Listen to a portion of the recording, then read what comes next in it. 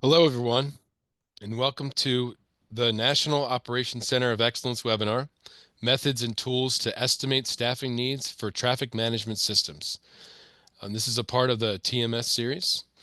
My name is Matt Jasnos, and I'll help facilitate today's webinar. As a quick reminder, the National Operations Center of Excellence, we offer a variety of resources to support the transportation systems, management, and operations community. You can go to NOCO's website, and I'm going to type it in the box here. It's transportationops.org to browse through links for TSMO resources and news. Previous webinar recordings and case studies can be accessed from here. Now I'll cover a few logistics for today's webinar. We are recording this webinar, and the recording will be available on NOCO's website. All the attendees are encouraged to stay engaged by using the Q&A feature for questions and chat feature for comments. These are both on the bottom of your screen. We have a question and answer session at the end of the presentation. So if you have any questions, please encourage you to enter them in the Q&A area as they come to your mind at any time. Also, please feel free to enter your name and agency in the chat to say hello to your peers. Now I'm going to hand it off to our moderator from the New York Department of Transportation, Judith Peter. Judith. Good morning. My name is Judith Peter, and I manage the TMC out in New York City. I work for New York State Department of Transportation. And can we have the next slide that has the poll questions? Is everybody able to see the questions?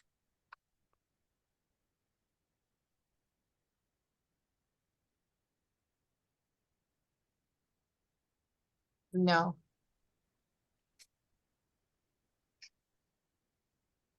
Apologies. Just give me 1 second.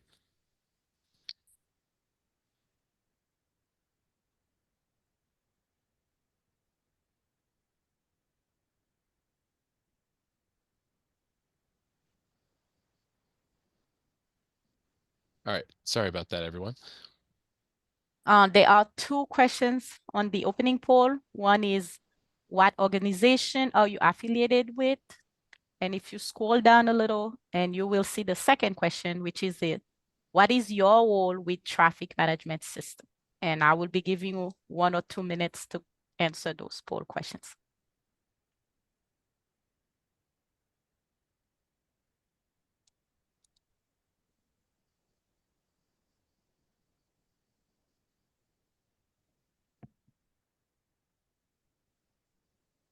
Okay.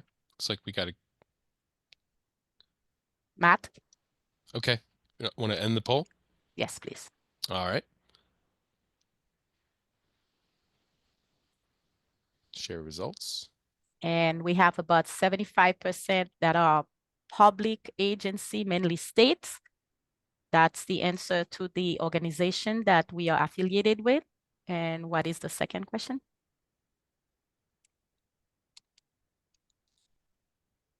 Can you see it, Judith? Yes, Okay. I see the first one. Now I'm waiting for the second. Oh, the second is, what is your role with traffic management systems? And it looks like about 58% answered traffic control and management. About 37% mentioned traffic incident management. 21% mentioned traveler information. Maintenance and construction was about 11%. Performance monitoring evaluation was 16%. Research was 21%.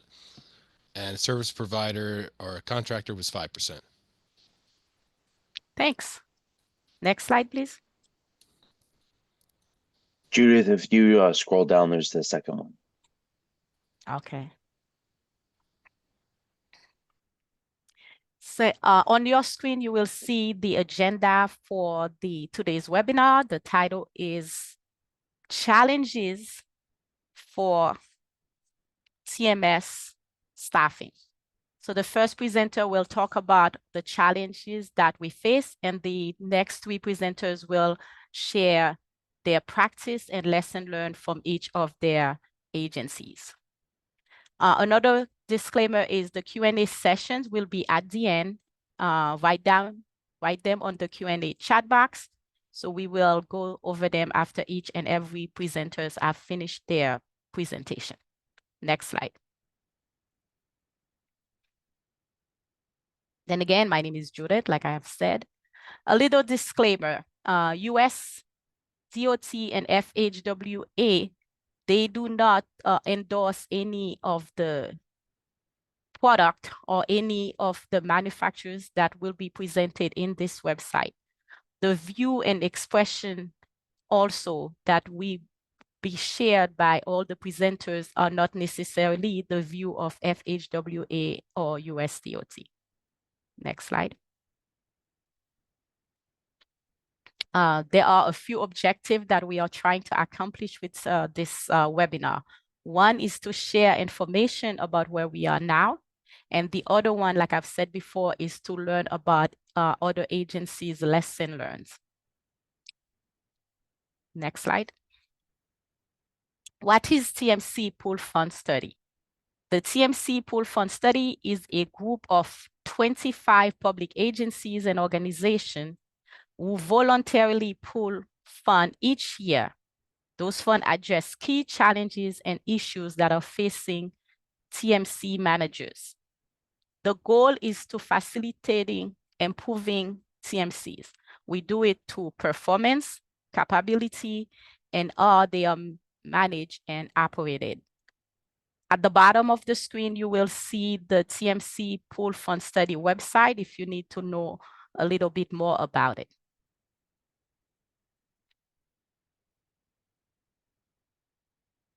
Next slide. What is the value of the TMC Pool Fund Study proposition? What it is the TMC Pool Fund Study enable agencies to interact with other TMC managers who are experiencing the same issues.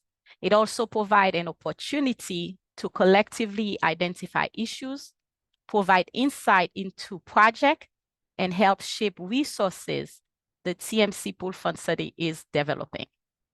You can also contact John Obenberger, who is attending today. His email is john.obenberger@dot.gov if you want to know more about the pool fund study. I have had the opportunity to know and meet John, and I know he's always looking for other agency to join. Next slide. We have a few current projects that the TMC pool fund studies are funded. There are 9 projects that are current, and they are also looking at other upcoming projects. In addition to that, next slide, they support 3 NCHRP projects. The first one is project 03148, capabilities, requirement, planning, and preparing to virtually operate TMSs. The second project is project 03151. It's data subsystem and data management plan for TMS. And the last project they are trying to propose is integrating use of new software, subsystem, and software in TMSs. Next slide. These webinars are co-sponsored by FHWA and the National Operations Center of Excellence. One of the things I'd like to share is a portal that if you want, it's at the bottom, it's transportationapps.org. So when you type that into your webinar web view, you can be able to see what other agencies are doing. You can also post your own information. When you open it up at the top of the screen, you go to TMS, which is Traffic Management System and Centers.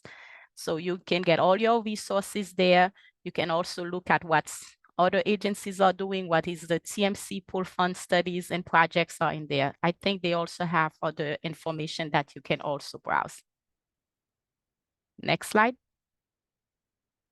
So today is method and tool to estimate staffing needs for TMS. We all know that staffing is very important for all our TMS and TMCs. We also encourage you to register in 2025 for additional webinar topics that will be happening as well. Next slide.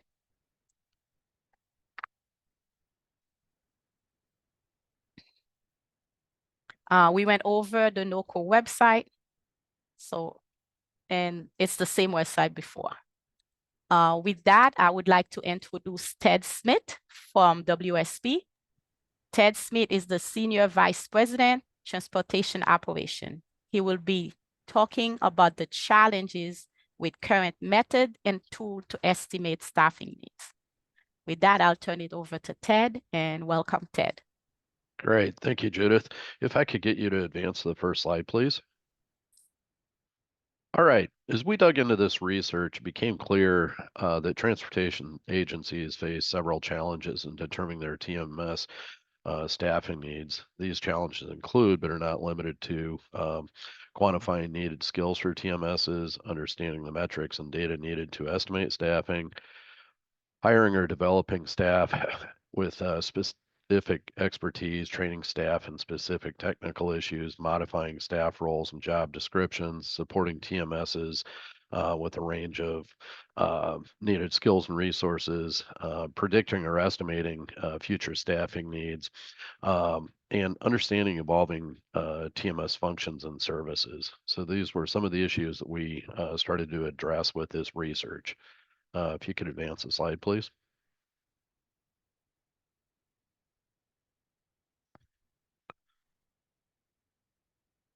Okay. By definition, a TMS is comprised of various technologies, software, systems, processes, and human resources that manage the roadway and respond to events impacting the performance of the transportation network. Estimating staffing needs to support TMS functions is part of an agency process that entails 6 discrete steps that we're going to talk about today. Step 1, assessing, preparing, and engaging operational stakeholders. Step 2, determining KSAs and needed positions.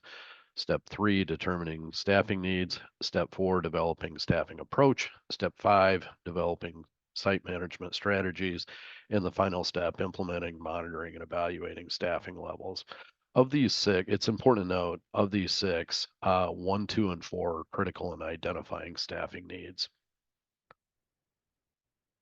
If we could advance the next slide, please. The first step in estimating staffing needs is to assess, prepare, and engage. The purpose of this step is to prepare and plan for the TMS staffing and confirm the scope and performance objectives of the TMS operations.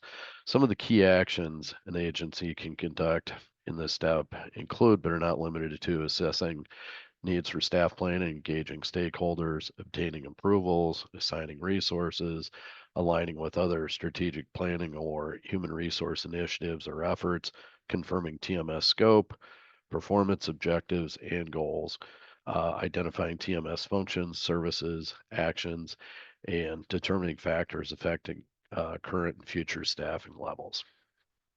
We can go to the next slide, please.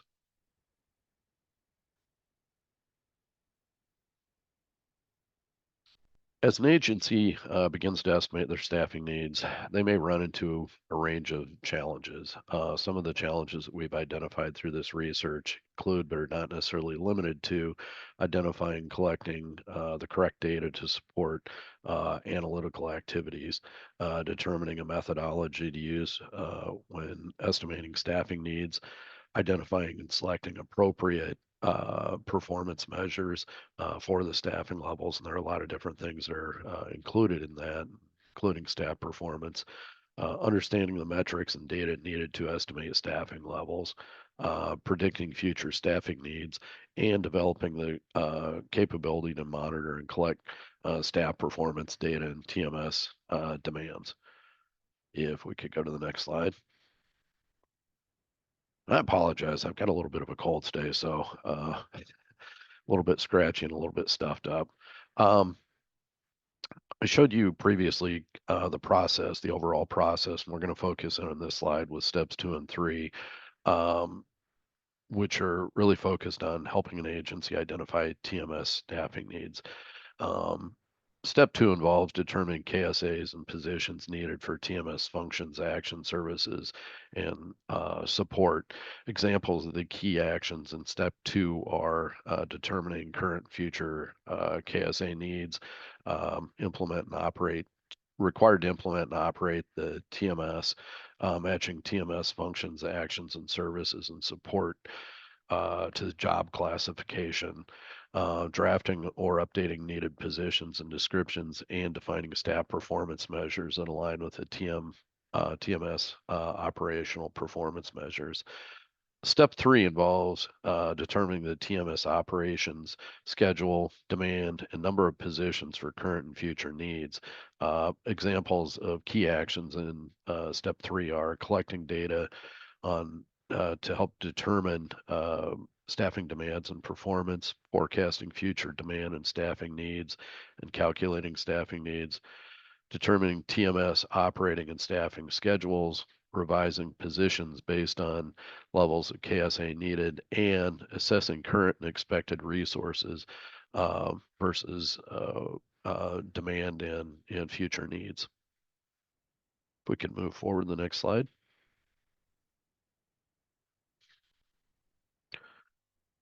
Different methods might be needed for assessing needs for specific positions serving a particular TMS.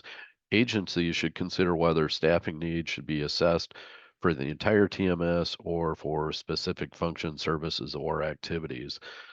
Positions within the TMC should be similar within the context of function services and actions that are supported by the TMS. Regardless of the estimation approach or strategy adopted, agencies should consider incorporating position descriptions, KSAs, level of required supervision or oversight of the operators, the influence of remote or distributive operations, which or have been key over the last couple of years, and some of the things that we've dealt with in TMCs nationally with things like the COVID pandemic. Also, the location support services such as weather information technologies and resources, whether they're provided on site or made available remotely. Once needed staff positions have been identified, agencies can draft or update the needed positions and descriptions. Thank you for advancing. Um, Forecasting potential TMC staffing needs can be a complex undertaking. To that end, FHWA has developed an overall framework for analysis, a generic term for examining the job-related activities performed by an employee that might be leveraged by agencies, which is illustrated in this slide. This work analysis process encompasses job analysis, workload analysis, demand analysis, and tax allocation. Tax allocation. Next slide, please. TMC job analysis methodologies are undertaken to determine the basic elements of work and assess the employee characteristics necessary to perform each element. A job analysis may be used to confirm that an employee possesses the necessary attributes to perform the duties of their positions. A job analysis can generally be oriented in two different ways. First is a task-oriented, and second is a worker-oriented. Next slide, please. Staffing level requirements are dependent on the service provided, task performed, number of shifts, anticipated support from other systems and subsystems, and service providers. This slide provides kind of a summary of basic functions and skills associated with the primary program areas associated with the TMC operations. It's really important to understand with this slide, though, that this is not comprehensive and obviously will vary by each individual TMC nationally. Uh, as we've been taught, the functionality of TMCs may vary significantly within a given state. It's also important to note that functions and associated skills are likely to evolve over time, particularly with increasing automation. That's something that I'm personally dealing with right now with some of the TMCs that we actually operate with automatic incident detection coming online, some additional functionality like ICM capabilities. Next slide, please. By analyzing workload relative to human performance, agencies can identify and design the work system in terms of tasks and equipment such that employee performance is optimized. Three factors are often considered in analyzing the workload, the TMC workload, the employee workload, and the attention. TMC workload assesses the overall agency workload necessary for predicting scheduling requirements is commonly measured in terms of number of centerline miles, the number of intersections, the number of miles or routes included in the region, the number of incidents and incident severity, the number of vehicles in operation, the number of vehicle miles traveled per day. Employee workload measuring this can vary based upon a number of factors, including the combination of task performed, the difficulty of the task, and the individual characteristics of the employee. Attention, TMC operators are concerned primarily with monitoring transportation infrastructure, a task that requires attention of human observers. The attention required for a particular task is therefore is of critical importance in assessing the workload requirements. Next slide, please.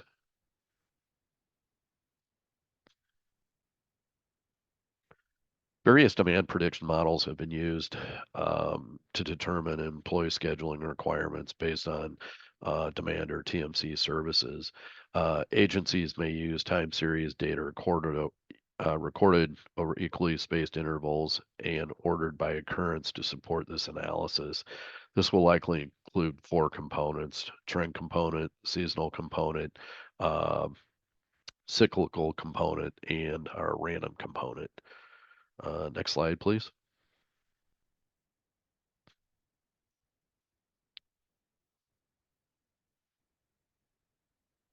Let's talk for a minute about a few examples of agencies that estimate TMC staffing without any formal tools. Minnesota DOT has adopted a sector, sector staffing model for its centers. Because it is a public sector agency, staffing decisions are highly contingent on availability of funding, which is very common in most states. New staff positions are created only when there is impending retirement or existing personnel must be transferred to a different division within the TMC. TMC staff have also indicated they do not, in the MnDOT TMC indicated they do not have any formal process or tools for estimating these needs. Utah DOT conducted a benefit cost analysis based on congestion incident clearance, considering factors such as urban versus rural, number of incidents within the corridor. Based on this analysis, agency executive approved additional staff for the incident management team and a permanent staff for the TMC to support a range of TISMO initiatives. In Pennsylvania, the current framework for assessing staffing needs is ad hoc, with the DOT working towards a formalized process. As an example, during major winter events, staffing is adjusted on the fly to address events as warranted by PennDOT. PennDOT is planning on starting with a snapshot or current requirements and projecting those into the future, but does not have a formalized process yet. Next slide, please. Task allocation methodologies assign discrete work activities to employees based on the results of job and work load analysis. Task allocation activities thus ensure the optimum allocation of work among employees in different scheduling configurations. The results from a job analysis and workload analysis help determine and assign work to employees or groups of employees. Next slide, please. Step 4, developing staffing approach, and step 5, developing staff management strategies will lead to the development or critical in developing the TMS staffing plan. We're going to talk a little bit more though about both those tasks in the next slide. Next slide, please. Step 4 involves developing a TMS staffing plan and staffing approach. The key actions for estimating staffing needs are finalizing job roles and classifications and determining whether to self-perform in-house or outsource operations. Although not directly involved in estimating staffing needs in the current estimation process, Step 5 can contribute to the staffing estimation by first, developing strategies for building staff capacity and recruitment to improve or reduce the need to hire more skilled staff in the next staff estimation process. Further, implementing staff retention approaches helps to reduce in hiring is in the next estimation process. And finally, establishing performance management goals for performance development to support staff capacity and improve retention. Next slide. The last step in the process to estimate staffing needs is implementing, monitoring, and evaluating. The purpose of this step is to assess current and needed capabilities, monitor performance, and adjust as needed. Some of the key activities include developing and implementing comprehensive performance monitoring approach, implementing reporting mechanisms, regularly assessing capabilities against needs, identifying planning for enhancements, updating staffing plans based on evaluations, and incorporating monitoring the results into day-to-day management. The results of this task can be used to improve the staffing estimation process. We can move down one more slide. Some of the key lessons learned during this research include the following. TMC managers are often unable to properly utilize formal tools and rely upon an ad hoc technical, non-technical process for estimating staffing needs. Staffing decisions are often made when funding becomes available. Cost-benefit analysis are commonly used to justify new staff positions when funding might be requested. Staffing plans can be developed for each component of the TMS and help make the business case for additional resources. And changes in TMS demand can also be used as a factor in determining staffing.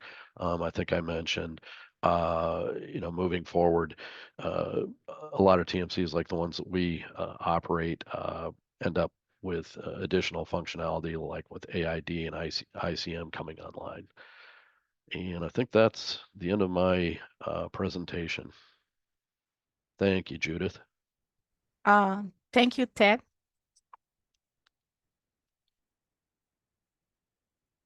And our next presenter is Alex Brum. Alex will be talking about the Florida experience. Alex worked for HNTB. He's the project manager on Florida DOT Central Office TSMNO GEC. Welcome, Alex. Thank you, Judith. All right. So one of the things we're going to go over here is how the department comes up with its positions, its funding. It's essentially its our TMC workload. You can see a TMC here a lot. It is kind of a TMS synonym. One of the things we do is we poll the districts annually. So we'll send out surveys that have questions, how many center lane miles of freeway are you managing? How many ramp meters there are? In later slides, we'll go into how those responses go into the formula and help us determine the funding needs. FDOT has 10 regional transportation management centers and 2 satellite transportation centers. Florida is very different as it comes out. The Panhandle is different than South Florida, which is different than the East Coast. Different topographies, different population densities, and those all come with their own unique challenges. Florida's DOTs operate on a 24/7 basis. However, the staffing levels do vary throughout the day, as well as throughout the week and throughout the year. And we'll go into that a little bit further. We work very closely with our stakeholders to address incidents on the roadway. And Florida hosts a lot of special events that greatly impact traffic conditions. There's Art Festival World Cup in 2026. So the TMCs need to start early staging and planning around those events. Next slide, please. All right. So we're going a little bit onto our facility type. The surveys do also break it up by facility type. So freeways, express lanes, and arterials are all different.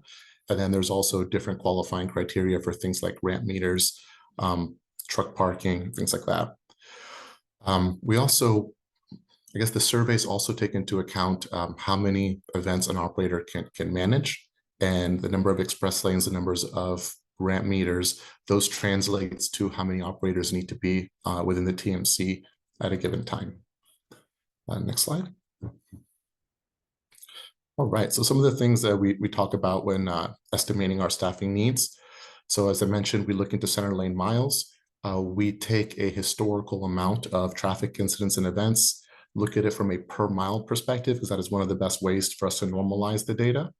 And then we kind of take that into account for time of day, day of week, and then events per operator. And that's sort of how we determine our staffing need at that level.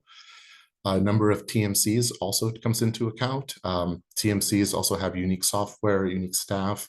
You'll see later in the formulas that each TMC needs a shift lead, a manager, reception, things like that. So depending on the responses, there are certain attributes that come in. Number of signals here, just like we mentioned earlier, traffic signals, ramp meters, and express lanes all play a determining need in the funding levels. If there are at least 30 traffic signals that are actively managed, then that TMC or that district will receive an arterial operator. We do look at actively managed signals, not total signals, so signals that have response plans, timing, things like that. And we only staff operators for arterials on weekdays. Ramp meters, the formula assumes that each operator can handle a maximum of 40 ramp meters. So if the district has 41, that gets rounded to 2 because there's no fractional folks here. Our ramp meters are only in use 8 hours a day, not necessarily consecutively, and only on weekdays. So that's kind of what we meant earlier when we said the staffing level varies throughout the day, throughout the week. If there are express lanes in a district, that will also greatly add to its staffing needs and its resources. We have specific express lane management resources. We almost consider them a unique roadway. They have their own devices. They have their own operators. 25 miles of express lanes per operator is what we determined to be adequate. And the express lanes are staffed 24/7, 365. As everyone knows, traffic operations is a quickly changing field. So we do work with our districts constantly. And if we see roles that are being added and kind of standardized, like IT support, public relations personnel, we work with the districts to incorporate those into standard roles. The districts are welcome to hire additional personnel, such as a data scientist, but what central office funds is these standardized roles. Next slide, please. All right, so the next couple of slides are just some examples of how we go over it. So the supervisors are very straightforward. How we estimate the need, we take the loaded bill rate, multiply that by 24 by 365, and that's how we get our coverage. The operators are a little more complicated. It's still the loaded rate times 24 times 365, but the number of operators vary. As we kind of mentioned, we take into account days of week, incidents, things like that.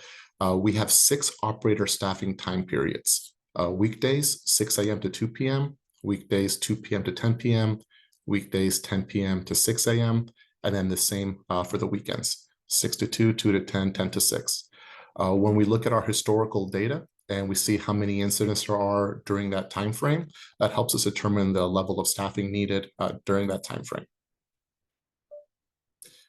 All right, we also assume, because we are in a 5-year work program, we do assume a 2% growth rate in incidents. So that's something we do revisit it every couple of years, but we do a 2% annual increase, and we do also assume 2.5 events per operator. Number of incidents can also vary by time of year. FDOT has seasonal operators as well. Similar process, we look at the incidents, although instead of time of day, we would look at month of year. Training and retention is a big focus of the department. So our formulas also account for various skill sets and experience levels. This could be done for something such as a senior operator or an IT technician level 2, which will account for additional funding. Next slide, please. Here we just kind of have a shot of some of the other roles we have here that are standardized: assistant TMC manager, public relations, reception. And then here we go a little bit to more of the formulas and how we staff for them. You'll see here that if there are express lanes, we do add additional hours per week for management, as they do have their own projects that come out of that, and very quick response time on those. Next slide, please. All right.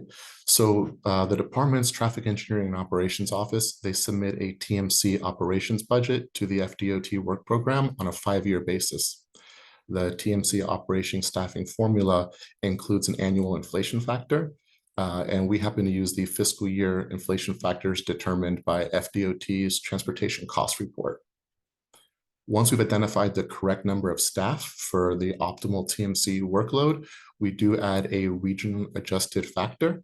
Again, this would be because some areas such as the Panhandle or the middle of the state are less expensive for resources as the South or the East Coast. We also determine the location by reviewing TMC contracts throughout the state. So every couple of years, we'll pull all the TMC operations contracts. We'll look at those rates. As everyone on the call knows, the inflation factor hasn't necessarily always kept up with cost increases. So we do like to revisit what the districts are paying per roles, and so that we can get a better estimate of what will be needed in the future. Next slide, please. All right, and then just here's kind of a recap of our best practices. We mentioned that Florida has seasonal operators. We do have, I think it's 100 million visitors a year. So certain parts of the state have an influx and they like to staff around those. Regional factors, because cost, labor, and goods all may cost more in different parts of the state. It is important to review for new rates in case the cost of services outpace the planned CPI inflation. Again, the department is very big on training and retaining operators. A lot of the ways they do that is by allowing more senior level classifications for folks to grow into the role, and also, very clear determined career paths to go from operator, lead operator, shift manager, things like that. Talked about inflation factors as well. We do have one that's built in, and then we do like to keep an eye on it. Ratio of operators to managers, kind of talked about how we have a shift manager, we have operators based on the number of events and number of incidents. We do have regular contract reviews. Something that's interesting in our TMCs is because oftentimes we're co-located with Florida Highway Patrol or other agencies, we do have a pretty rigorous background check for our TMC operators, just given the sensitive nature of what they'll be having access to. Several districts have performance-based contracts where there are certain criteria and metrics that must be met by the operators, on-site performance, turnaround times, especially when there are express lanes or dynamically priced assets. That response time is very critical. We do add positions based on industry growth. We add in a growth rate per year. And like I mentioned earlier, we are co-located. Ultimately, it's a balance between costs and returns. If you want to staff it to the point where the needs are met, but there isn't an excess or a lull in there. And then the department corresponds a lot with stakeholders, first responders, and other folks that are needed to kind of help us with incident management or express lanes. Next slide. That's ultimately it.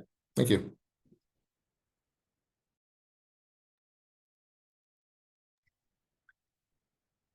Thank you, Alex. And now I'd like to introduce a colleague of mine, actually, Atsina Hudson. Atsina is the executive director for NIMTEC. Atsina is in the Buffalo region. Atsina will be sharing her own best practices and how you see and can share what Buffalo is doing when it comes to staffing. Great, thank you. Can you hear me okay? Yes. Perfect. Okay, next slide. So just to give a little background on what NITEC is. So NITEC stands for the Niagara International Transportation Technology Coalition.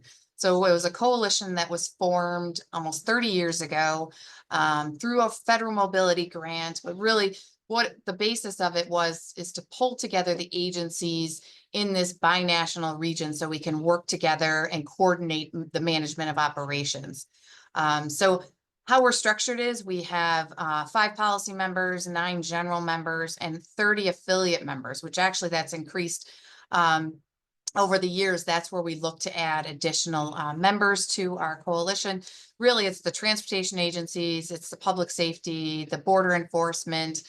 Because we are a binational region, there are border crossings. There are 3 major bridge crossings in this region, and they're owned and operated by 2 different entities. And then we work closely with US Customs and Canadian Customs due to the unique nature of our region. We are the only binational coalition of its kind between US and Canada, but again, we work closely between the 2 countries. Next slide. So what does NITEC do? So there's a lot we do in this region, but really it's about the multi-agency collaboration. So we work very closely with so many different entities to make sure traffic moves smoothly throughout our region. We are the New York State Department of Transportation's Traffic Operations Center for this region, which is Region 5 in New York. There's not a separate operation center for them, but we are their operation center. But we also do so many other things for other agencies throughout this region, you know, providing traveler information, a lot of border management. During the summer months, we get very busy with a lot of traffic across the border in the region. So there's a lot of coordination that happens, emergency and incident management, a lot of construction coordination, anything really that's happening on the roadways within this region. We're really working closely with all the different agencies, and that including weather events and special event planning. So weather events, I know we're going to have a snow event here in this region starting later today, tomorrow. So a lot of coordination, making sure traffic's moving smoothly throughout this region. Next slide. So we run a traffic operations center 24/7 for the region. We're kind of that information clearinghouse. We share information amongst all the various agencies, and then we standardize operations. So there's various ITS equipment that the agencies have deployed throughout the region over the years. They all come back into our traffic operations center, and we operate those on their behalf. So really, we standardize messaging. So if you're on one agency's roadway versus another, it's seamless. The messaging that we put out to the traveling public is the same. Most people don't realize you're on different entities' roadways. And then we work closely with all the different agencies to develop traffic management plans, whether it's construction, weather events, or special events in our region. Next slide. So to talk about some of the staffing practices that we've done over the years. So in 2007, we hired a consultant to help us develop a strategic plan. And part of that strategic plan was to look at our staffing. So they, you know, that report developed a staffing plan for us, programmed out. You know, and then over the years, it was difficult to stick with some of those staffing projections just based on funding over those years. So we really, when we were doing an update to our strategic plan 10 years later in 2017, we took a look at some of that staffing just briefly and really recognized that we did not, you know, we weren't able to follow through with a lot of those staffing projections just based on primarily funding of NITEC over the years. So what we did was in 2023, and we finished it in 2024, was we really felt we needed to take a hard look at our staffing. Let's do a staffing assessment, take a look at what was said in 2007, again in 2017, but really take the next level. And that's what I'm going to talk about a little bit more, is some of the outcomes from that staffing assessment that we just completed. We finalized that report in February of this year. And some of what stemmed from that was, it's great, we have this staffing assessment that was done and it programmed out staffing for the next several years for us. But the space, we're really confined by the space that we have here. So we then undertook, working very closely with our local MPO, was a space needs analysis, taking into account that staffing that was identified. And now we're starting to take a harder look at the space, and then coming up with the next steps for the space that we would need to basically have that staffing. So next slide. So here, when we were formed in 1995, a lot of the staff initially, when the center was formed, was New York State DOT employees. They were staffing it, you know, We didn't have a lot of cameras at the time when things got added as the years go. In 2003, they hired the first executive director to NITEC and then started to transition those staff. So the staff basically were on loan from New York State DOT. They went back to DOT, and then really all the staff became new NITEC staff. So in 2004, we're all considered NITEC employees. Some of the staff that was hired prior to 2003, transitioned into NITEC employees. Some of those were not DOT employees, and some of them are still here today. So you can see the staffing projections. We kind of have two departments here at NITEC kind of broken down. We have our operations center staff, and then we have our engineering, administrative, kind of IT staff, kind of the two departments. So you can see the green line is what is actual staff over the years, and then you could see what was recommended in the 2007 strategic plan in the purple, and then the red is now the staffing that was identified in our last staffing assessment. So in the 2007, you see a pretty aggressive hiring of staff, which we were not able to meet due to budget constraints. So, but now really taking a hard look at that and all the different things that we do, services, we really need to start programming and making sure we have the funding to meet those staffing needs. So next slide.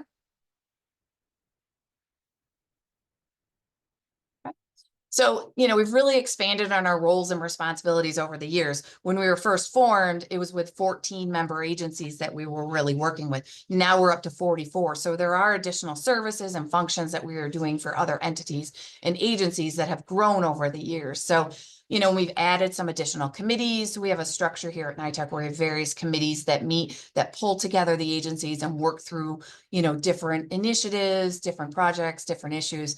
And some of the committees that were added came in after our 2007 strategic plan. One of those committees was our border crossing committee, the need to really focus and pull together those border entities to work through initiatives. So again, we've added additional committees through the years and just expanded on those services. ITS equipment has been added by the different agencies over the years. We've got over 300 pieces of different equipment that we operate here in the region. And again, more of those to come. So there's additional projects that are looking to come online by the different agencies. So we have to support those, integrate those into the systems here. And really then some of that is the data that we collect that has increased, and we report out and make that information available to the agencies. So again, we've grown over the years and we continue to keep growing. Next. In some of those things, we've gone after various grant opportunities. And one of the things we've done is we've had one of the first round ATC MTD grants. What that meant was that was a new system that was deployed here at NITEC. It's called an all-road system. It's separate from an advanced traffic management system. It's we have two systems now. They do different functions, but again, the rollout of that system went live in June. Just a lot more capabilities, a lot more integration of other agencies' systems into one platform.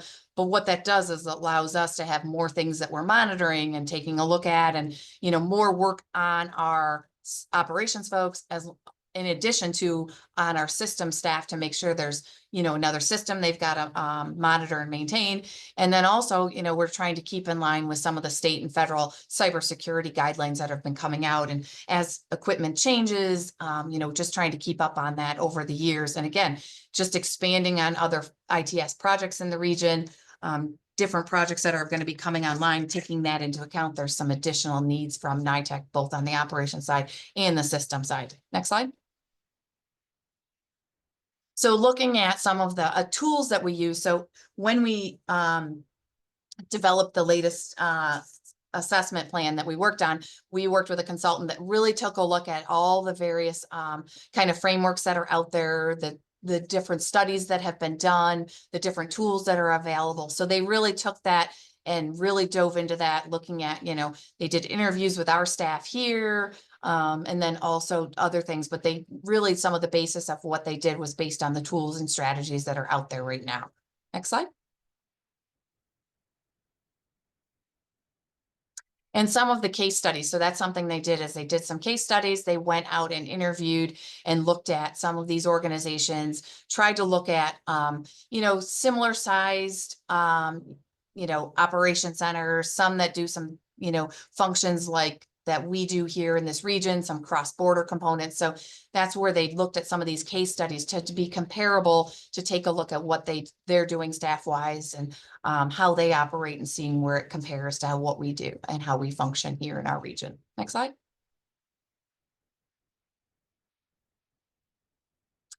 So again, looking at the staffing, looking at our jobs, our workload, some of the demand, and again, some of those observations. So they observed our operations center for 2 days. And of course, it was, you know, a time when it really wasn't the 2 days that they were here observing wasn't very busy. There wasn't a lot of major events or traffic issues going on. Of course, that's how it works. Just like when you're doing a tour of an operations center, you kind of almost hope that something's happening on the roadway so you can show. But again, those observations were great. And then the interviews with the staff really were able to you know, help them identify and capture some of the weak points that we have and where we need to add staff going forward, and just, you know, taking and learning from some of the staff in the different departments here at NITEC. Next slide. And again, some of the outcomes were, you know, one of the things that we are very fortunate here, especially in our operations center, is the retention of staff is very high. I have employees that have been here almost 25 years. So even just within our operations center is the longevity of that staff, which then makes it easier, you know, the workload. There's a lot of pride in our employees here. They really value what they do here and how we can help the traveling public, and then work with all the different agencies. So again, that piece was something that really resonated here, is I don't have this huge turnover of staff. So that is one thing that has helped us. But again, the 24/7 operations, we've done some things in the past where we've had part-time employees transition then to full-time, and then, you know, that has helped us spread out, you know, and meet some of the needs when we do have higher you know, things happening. Like I said, the border crossing in our summer months are busy. Winter months, that's a whole nother you know, different level of staffing depending on what our winter weather looks like here. But again, taking some of those outcomes into place. But again, some of the things that we're constrained on are our facility size and the ability to add more staff, and then where do we put them? So again, taking a look at that space analysis is something we needed to do in conjunction. And we did have a retirement recently, so there were some transition of some staff. And again, one of the things we've learned is just, it takes at least 6 months to get a new operator trained here and up to speed. And then it took us 6 months to find a good qualified candidate. It is hard to find operations staff. So it's almost a year time period to get somebody hired and trained and fully up to speed. So again, that's something we have to take into account when we're looking to hire people. Next slide. And again, some of those current challenges, the next step is we are looking to hire more staff, and then again, get them trained, make sure we're you know, taking into account some of the ITS projects that are coming on board here in the next couple of years at NITEC. Again, adding those staff would require a larger facility. So that's something that's happened kind of in parallel for us. But now that we have this great you know, plan that we just developed moving forward, and it sets us up to then make sure we're looking at the different funding mechanisms to make sure I can increase my funding to then, you know, make sure I can have those staff going forward. So I know I've already programmed in my budget for starting April 1st of 2025 to 2026, you know, the first step is adding another systems person to take into account some of these systems that we have, and then some of the cybersecurity needs. But again, I've already programmed that in my budget, just waiting on the budget to get approved. But again, going forward, starting to program out the future years as well is something I've already started to look at. And I'm working very closely with our local MPO, New York State DOT, to make sure I can keep that funding going that we need to in order to add the additional staff. Next slide. There's my contact information, and if anyone wants to see a copy of that report we just finished, you can reach out to me and we can share that report that was put together. So thank you. Thank you, Atina. Yep. And now I'd like to introduce Jen Ming. Jen Ming Ma works for Texas DOT. He is the director of the traffic management section.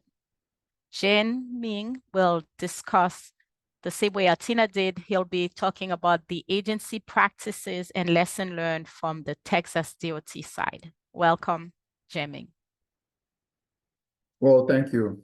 Thank you, Judith. I guess I really appreciate the opportunity to share what we've done here in TMC staffing level analysis. We did our initial staffing analysis back in 2018.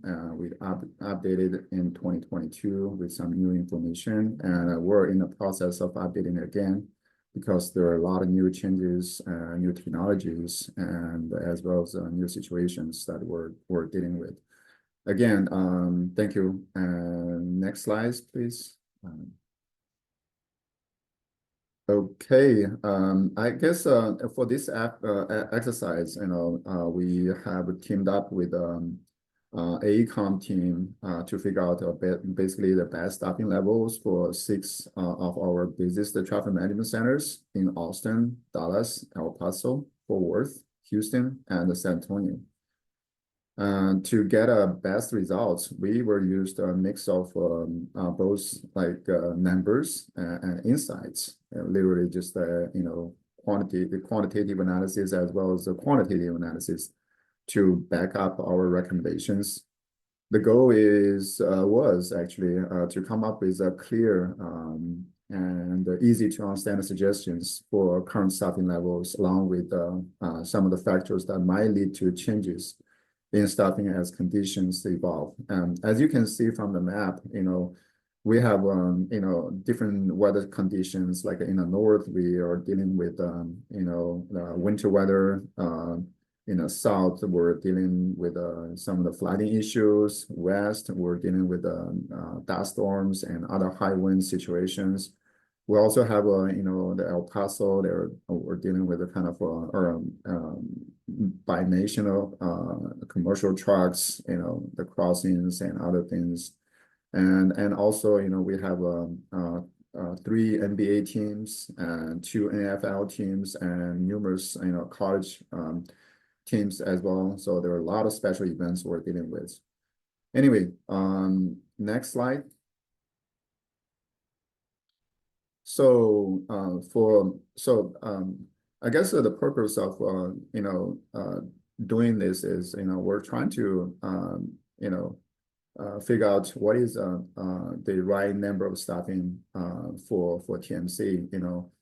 I guess keeping the right number of staff is key to running a organization smoothly. If you are short on staff, the existing team ends up with more work and overtime, which can hurt morale, reduce productivity, and lead to absenteeism and increase overtime cost. So on the flip side, having too many employees means that you are paying for unnecessary wages and dealing with inefficiencies. It also blocks current employees from advancing in their careers and spark conflicts and potentially disputes. So that's kind of why we look at these. And next, you could move to the next one. Yeah. So in this analysis, we looked at a variety of staffing plans from current TMC operations and reviewed the published papers on modern workplace staffing, including those focused on the 24/7 call centers. And also, we reviewed the literature from FHWA and TMC staffing plans from other states. Well, different methods are used to predict and justify the staffing needs. They often share common themes like using historical activity data and considering the unique insights of those working in the environment. This analysis basically takes both of these aspects into account and applies them to the TMC setting. Next slide, please. So I guess just to briefly describe what our hypothesis is. Basically, we have 2 type of methods. One is a quantitative, another is quantitative. So our hypothesis for quantitative is the TMC should be staffed based on the historical, present, and future activity trends. So that's kind of that. And our for example, we're using the ratio methods, like what is the staffing ratio, at the current level, what are the productivity ratios. For example, the staffing ratios help predict hiring needs based on the organization's structure. Like if a TMC has 5 lead operators for every manager, that ratio guides how many operators to recruit. And for example, for the productivity ratios, they can estimate the number of events each control room operator handles and use that to forecast hiring needs. So like if a TMC handles 50,000 traffic events a year with 25 control room operators, they might need to hire more control room operators if the activity increases. So that's kind of that. And we also look at using some statistical regression analysis to project the trends in a time series way. And by analyzing number of events responded to, as well as control room operator staffing over the past 5 years, we can determine if the staffing was sufficient and predict what will be needed for the next 5 years. And beside that, there are some factors that we can measure, but for example, like a potential in new technologies, and if only it were as simple as just plugging numbers into a formula to find the perfect staffing levels for TMC, but actually it's not. Factors like changing technologies, additional responsibilities can affect the results of the quantitative analysis. That is why after running the numbers, we need to consider and adjust the results based on the kind of some of the quantitative factors.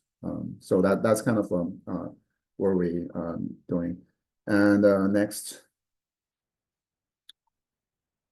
So basically this kind of the data, what kind of data we're going to collect for quantitative analysis. And we'll look at the staffing, infrastructure, and mobility. For example, for the staffing, we'll look at what are the staffing retention rates, what are the current staffing levels, is there any data on the monthly operator activity levels, what is the number of ITS devices that are monitored, and what is the centerline mileage that the ITS devices have covered?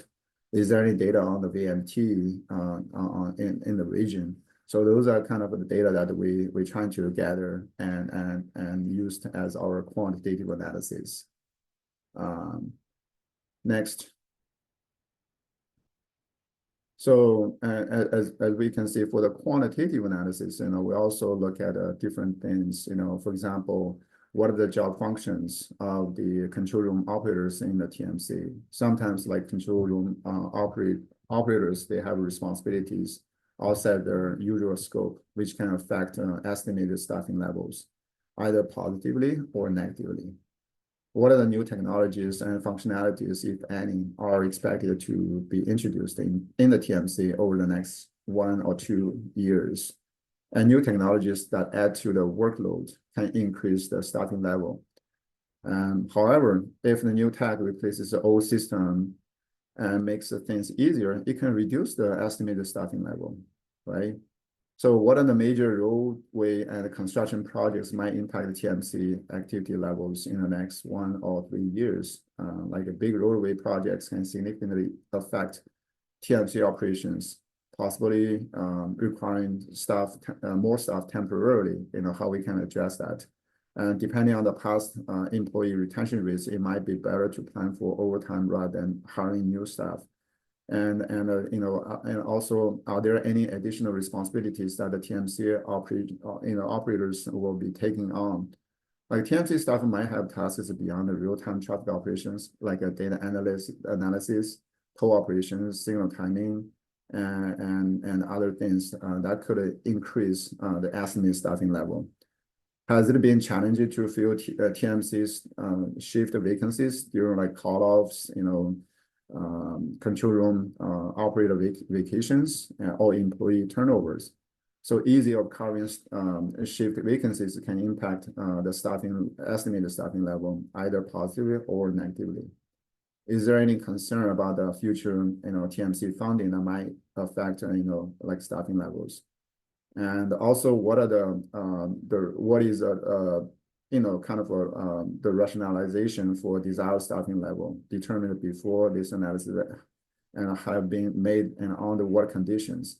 So the current management team at TMC is the best judge of the staffing needs, reviewing their insights, engaging them, and come up with a good rationalization can impact the estimated staffing level. Like some of the additional responsibilities might not be which might not be typical TMC operations, like monitoring air quality in a tunnel can also increase estimated staffing levels. All these factors will be considered after we plug in the quantitative analysis numbers and make adjustment that we come up with the estimated staffing level. Go ahead, move to the next. Thank you. So this is basically actually that's move to the next. Yeah. So basically this kind of after performing quantitative analysis as well as qualitative analysis, so we make adjustment and consider both methods and put together that estimate staffing level. That's kind of how we come up with this the right one. Next. So this graph is intended to simply relay the fact that this is a kind of a very complicated and thorough process used to determine appropriate staffing levels through kind of a scientific process. We gather a lot of quantitative data as well as quantitative data and using different formula. I mean, I didn't mention formula, but in our staffing report that has detailed description of how each of these data are utilized to to come up with those adjustments in numbers. Next.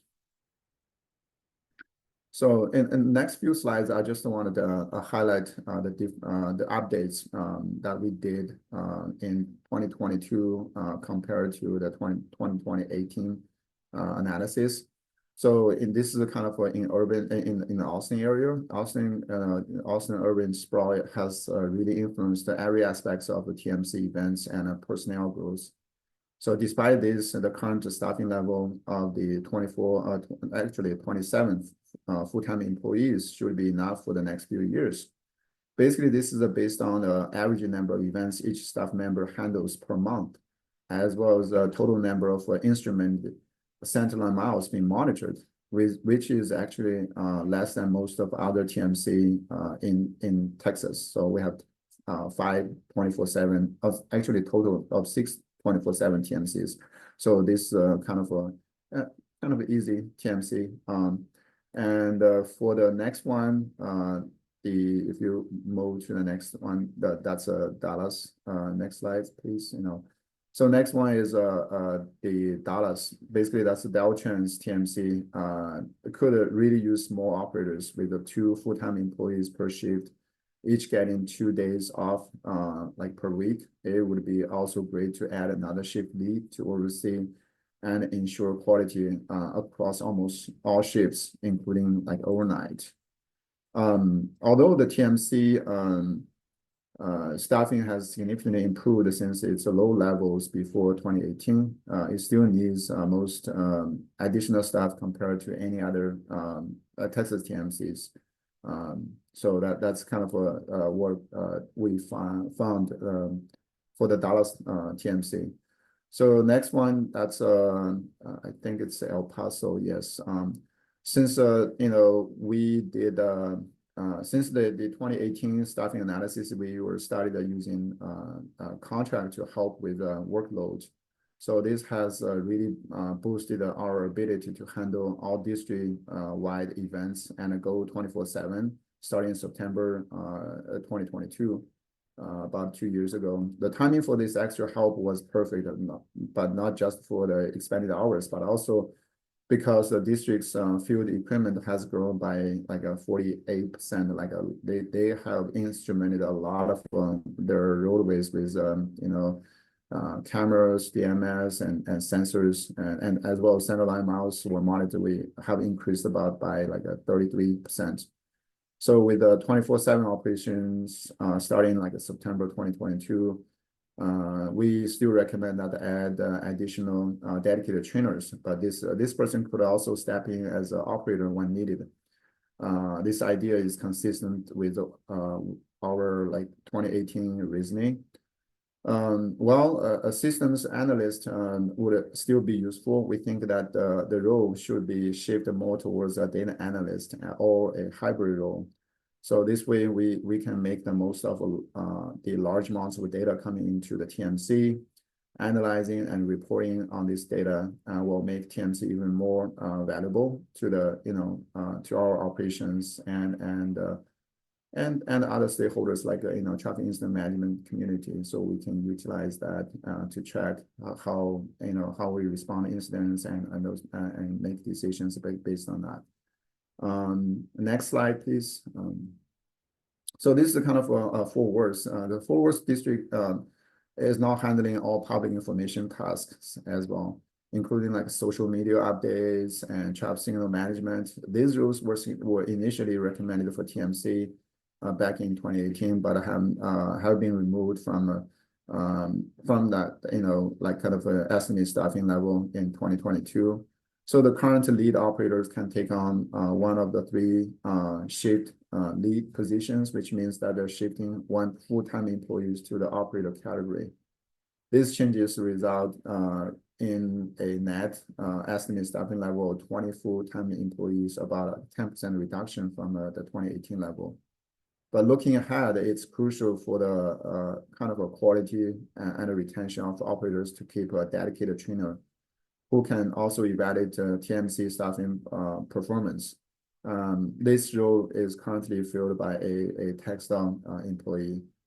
So the analysis also suggests that adding a dedicated data analyst to the operations team, the TMC handles data from multiple sources, and having someone to collect, analyze, report on this data would benefit many textile and other partner agency stakeholders. So that's kind of a recommendation. And the next slide, please. So next one is Houston. When we compare like a construction and a maintenance activity to other like a textile district TMC operations, it is clear that we need to keep a same number of operators to maintain 24/7 operations. We're missing kind of a dedicated control room trainer and a data analyst, and as well as a construction and maintenance coordinator. These roles might currently be like a secondary responsibilities for existing staff, but given the volume of the events that we manage and number of instrument miles in a district, we really need to add these 3 full-time positions. That this need is detailed and in our like a report I mentioned earlier. And last, I think next one is I think it's a San Antonio one. So San Antonio TMC is called a TransGuide. Basically, TransGuide has been handling more and more events. I guess each year with kind of 18% from 2018 and 2022. So there with that growing number of events, along with increases of the field equipment, and we need to expand our operating staff. This some of these added stuff that you can see. I'm not going to do.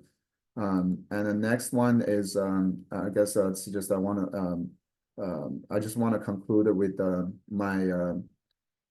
so we're doing this. I know there are a lot of the staffing could be impacted by a lot of things, number of events and instrumental highways, as well as new technologies and special events. I know someone mentioned earlier, and they're hosting a 2016 World Cup. We're also hosting that in the Dallas area as well as in Houston area. We have been coordinating with our stakeholders in the region as well as in the nation as well to handle how we can best manage those.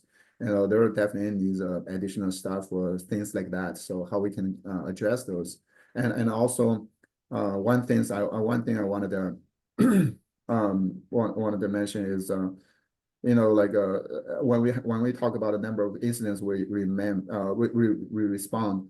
Those incidents they're not born equally. Some incidents take a long time, so we need more staffing. And some incidents, just like a very quick.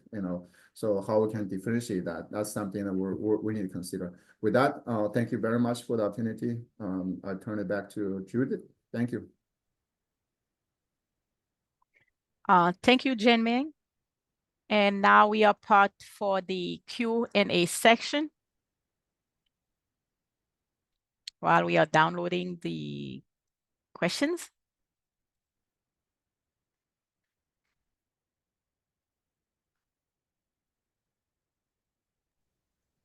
I don't think we have any active questions right now. So while we're looking at please type your questions into the Q&A pod. I do have a questions for the panel myself. The question is, I don't know, well, anybody can answer that. The question is, what is management's perception of current method tool used? How do you get management to buying into all these methods you are proposing today?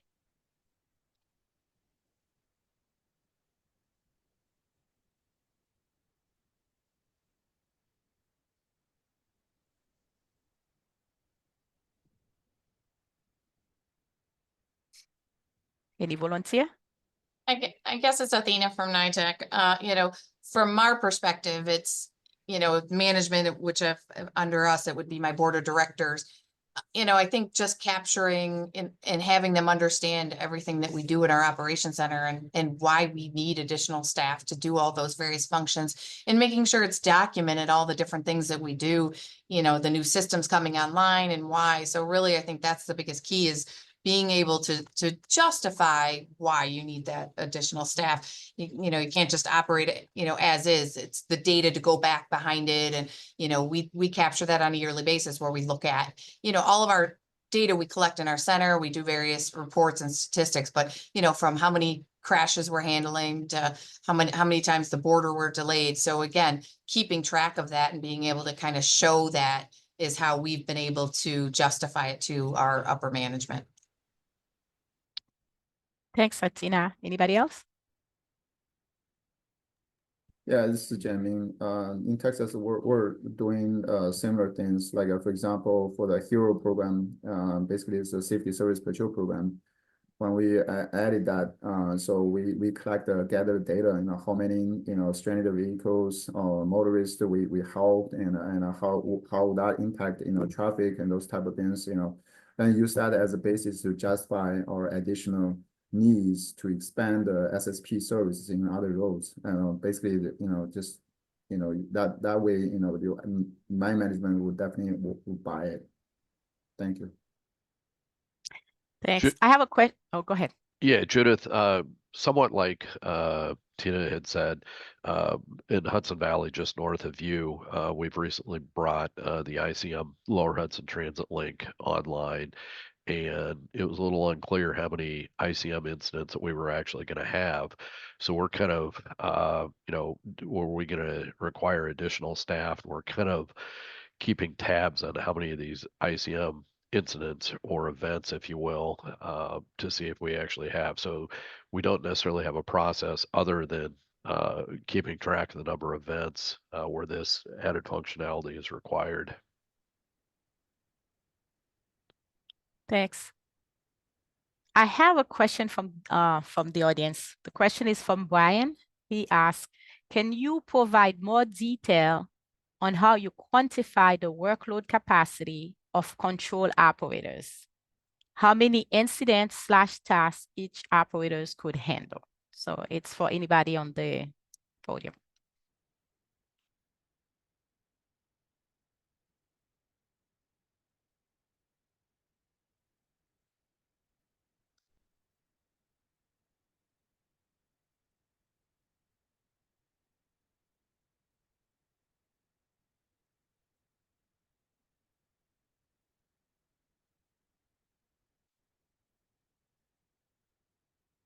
Anyone would like to answer the question from Brian?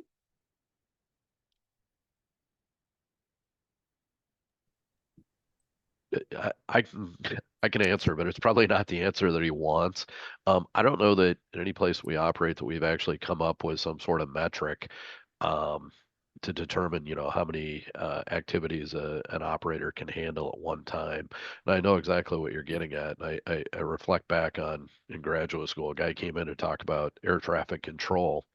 And I wanted to know how many aircraft they can move through a certain space at one time. I think I got an answer like 21, 23, aircraft at any given time. That was kind of the limit that cognitively somebody could handle. With that said, I apologize. We don't necessarily have that. Each incident tends to be different. And when you have multiple people on the floor, they tend to jump in and help with different aspects, whether it be lighting board, sending notifications to agencies, placing phone calls, things like that. So again, that's kind of why we aren't really capable of identifying, how many discrete events somebody can handle at one time, because there's kind of a mentality where everybody jumps in to get it done in most of the centers that we operate. Yeah, I would agree with that. This is Athena from NITEC. We do cross training too with some of our staff. So if things are busy, there's some other staff, that are helping do some functions that, they could help with, whether it's answering phones or other things. But yeah, it's hard to keep track of how many crashes or incidents or things one person can keep track of. And again, yeah, our supervisors and our managers help and jump in as needed. They might do some QA, QC type of tasks that take away time from an operator. So, we can give some of those tasks to others. So that's something we do, but we don't really keep track of exactly how many tasks each operator themselves can do. I'll jump in as well, and then I do see Jocelyn's question in the comments and related to this. So one thing we do at FDOT, one thing FDOT does is there's constant communication with the districts. So when we have something new, like the first express lanes in Miami on I-95, the central office in District 6 in South Florida worked very closely to determine, one number, and then it's just a constant communication, constant revisiting. If that stretch of 10 miles was having a lot of latency, or there was lane divers going through the delineators and causing problems, we would tweak it, we would calibrate it. Luckily, the department doesn't implement a lot of things statewide. It typically starts in one region and then expands. So by the time it becomes statewide, the districts have a lot of lessons learned, a lot of communication. As for the numbers we mentioned, 40 ramp meters per operator, 30 arterial signals for an arterial operator, and 25 miles of express lane. A lot of that really is kind of looking at the incidents, looking at the time. And I agree with the rest of the panel. The incidences are different. The response times are different. So it's not so much how many incidents per operator. It's in almost incidents at the floor, given that time of day. So, you can imagine 6 a.m. to 2 p.m. is pretty staffed, 2 to 10 is pretty staffed, and then 10 to 6 a.m. is probably a little bit lower. So it's more about how many can the team handle as a whole than what each person can handle. Thanks, Alex. While I have you on, I have one more question that was asked of you, is how do you identify, for example, one operator per 26 miles of express lanes or number of actively managed signal per operator? Do you use performance measures? Yeah, so for the signal operator, it was kind of like a minimum of one. If they have less than 30 signals, we feel that responsibility can be shared amongst the floor. Once they have over 30, that's at the point where we feel a dedicated person would be needed. Similarly, if there's a short express lane corridor, like the first one that opened up was only maybe 10 miles or so, at that point in communication with the districts, kind of thought that responsibility and that management could be shared with throughout the floor and rotating. But as the express lane program grew, dedicated express lane operators became needed, express lane shift managers, and even specific response times that are different, and performance measures that are different for express lane devices versus regular devices. As I'm sure a lot of folks know, with time of day pricing, it's pretty flat. But when you start getting into dynamic or congestion-based pricing, you need those detectors, you need those total amount DMSs, things to be up and running. So the department treats express lanes almost like a separate corridor with its own response times, their own maintenance procedures, and their own operators. So just kind of to circle back, it's a lot of lessons learned, and it's a lot of communication. We start at scale, and then we kind of work to see what works and what doesn't, and then those lessons learned are communicated from the districts to central office, and then to the districts who may be thinking about implementing express lanes. So nobody really has to start from zero. Thanks. I'll ask two more questions and then we'll wrap up the webinar. One question is from Art O'Connor. What specific criteria is used to hire new staff? High school graduate, professional certification, etc. Or is it largely based on experience? I'll answer that. It kind of depends on where you're hiring. If you're hiring an operator one all the way up to a TMC manager, now obviously the requirements as you move up the scale are much different, as you know, Judith. Uh, uh, Typically, our operators do not require a college degree. Um, there we have found in different fields things that we've had a lot of success in, people that have call center background, people that we're really high on trying to get former law enforcement or people that have dealt with public safety or military. So it just kind of depends on where you're what you're trying to hire at.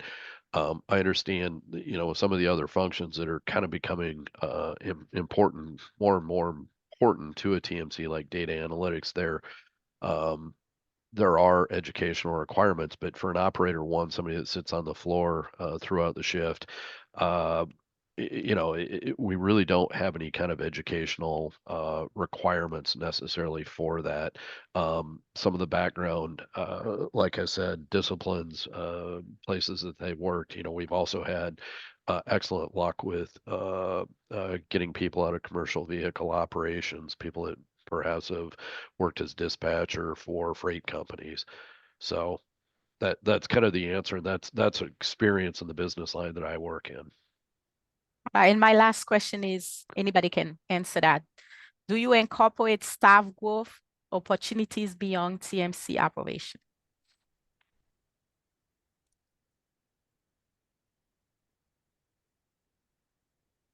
Can you say that again, Judith? It was hard to hear you.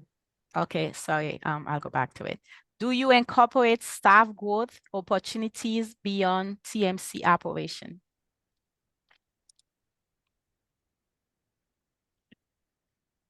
I surely don't want to dominate this, but the short answer is yes. We have a goal, or we have a path to move people up the chain, if you will, into up to operations management. But some of your larger TMCs, you will have different functions, roadwork coordinators, maintenance oversight, some of those types of things, overseeing the dispatch of SSPs and things like that. So the short answer is yes. There typically is a career progression that, depending on the functionality and the complexity of the TMC, can go a couple of different directions as well. Thanks, everyone. Next slide, please.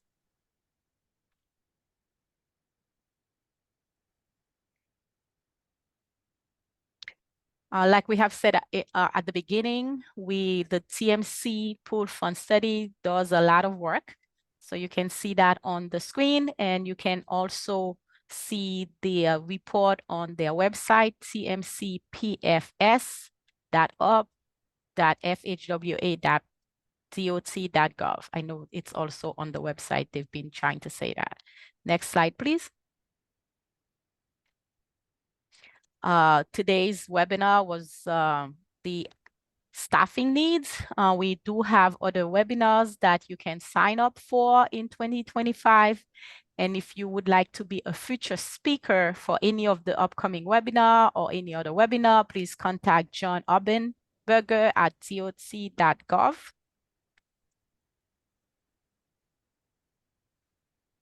Next slide, please.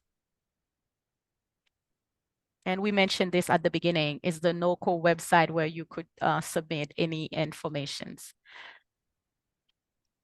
Next slide. Thank you all. My name is Judith Peter. It was a eye-opening to see that a lot of other DOT agencies are looking at staffing just like my agency is doing. Thank you all, and I'm now turning it over to Matt. I apologize, everyone. I just realized I had to stop sharing the other poll. I just have the closing poll up. If everyone wants to take a second and answer it, there's just two quick questions. While that is happening, I'm just going to quickly do the ending portion of our webinar. Thank you, everyone, for attending today's webinar. I also want to personally thank our panelists today, Ted, Alex, Athena, and Jiang Ming. And especially our moderator, Judith Peter. We had a great discussion here today. And as I mentioned in the beginning, a recorded version of this webinar will be available on the NOCO website, as Judith showed you during those last slides there. On behalf of the National Operations Center of Excellence and our presenters, thank you again for joining us today, and have a great day. Thank you so much.